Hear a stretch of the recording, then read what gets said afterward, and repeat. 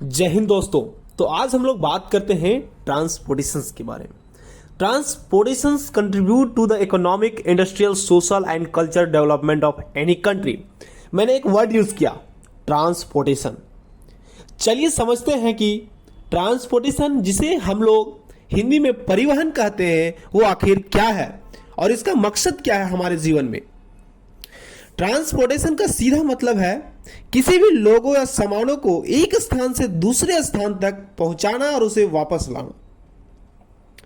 Transportation एक प्रकार के व्यावसायिक और व्यक्तिगत मकसद के लिए लोगों, सामान या व्यक्तियों को एक जगह से दूसरी जगह ले जाने का प्रोसेस है। इसके माध्यम से लोग सामान और प्रकृति के अनुरूप, जैसे सड़क, रोड, रेल, रेलवेज, हवा, एयरवेज एंड जल, वाटरवे द्वारा तय किए गए रास्तों का उपयोग करते हैं। ट्रांसपोर्टेशन का मुख्य उद्देश्य समय और दूरी को कम करके व्यक्तियों और सामानों को आसानी से पहुंचाना है। ये प्रोडक्शन से लेकर डिस्ट्रीब्यूशन तक यूज होने वाला साधन है। जैसे प्रोडक्शन में यूज होने वाले रॉ मटेरियल्स जैसे सीड्स हो गए, माइनर्स हो गए, बीज, कोयला, स्टील, जो रॉ मटेरियल है हमारे किसी भी प्रोडक्ट को बनाने के लिए, उसे प्रोडक्शन हाउस तक ले जाने के लिए हम लोग ट्रांसपोर्टेशन यूज करते हैं। साथ ही उसे बने सामानों को प्रोडक्शन सेंटर से लेकर, रिटेलर से लेकर और कंज्यूमर तक पहुंचाने में भी हम लोग ट्रांसपोर्टेशन का यूज करते हैं। इसके माध्यम से लोग एक स्थान से दूसरे स्थान तक सफर करते हैं, व्यापार करते हैं, परिवार के साथ समय बिताते हैं और तिजोरियां, खुराक, खाना, कपड़ा, दवा सभी को, अन्य सामानों को भी पहुंचाते हैं। अगर हम बात करते हैं ट्रांसपोर्टेशन का, तो इसका इतिहास बहुत पुराना है और इसका विकास इंसान की सभ्यता के साथ जुड़ा हुआ है।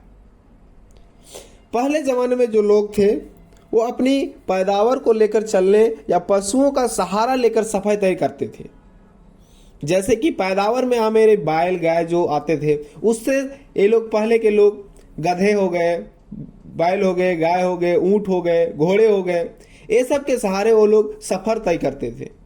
कुछ पुरातात्विक अवशेषों से यह पता चलता है कि प्राचीन मनुष्य समय समय पर जूते, जो फुटवेयर होते थे, और पशुओं की रक्षा के लिए घोड़े पे सवार होते थे।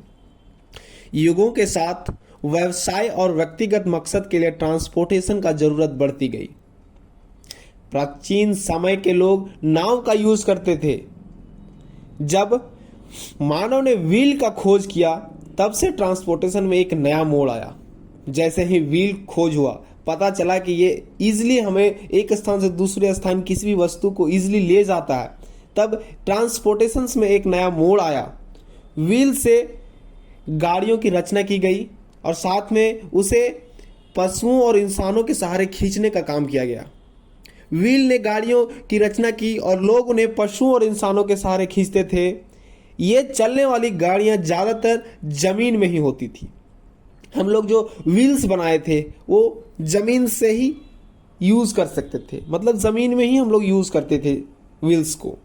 समय बीतता गया, लोग धीरे धीरे ऊंट हो गए, गाय हो गए, बैल हो गए, घोड़े हो गए, सभी को यूज करने के लिए लाने लगे।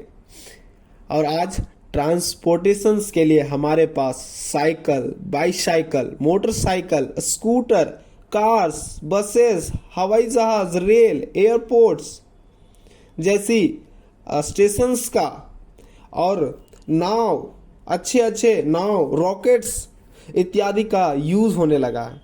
आज ट्रांसपोर्टेशन का इतना उपयोग हमारे इकोनॉमिक, हमारे इंडस्ट्रियल, सोशल और कल्चर को डेवलपमेंट करने में, किसी भी कंट्री को डेवलप करने के लिए जो ट्रांसपोर्टेशन एक महत्वपूर्ण भूमिका निभाती है।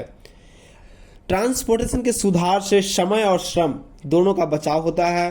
व्यक्ति किसी भी जीवन की गति को तेज करने के लिए मदद मिलती है। इसके लिए ट्रांसपोर्टेशन हमारे जीवन में बहुत महत्वपूर्ण है। It's very important.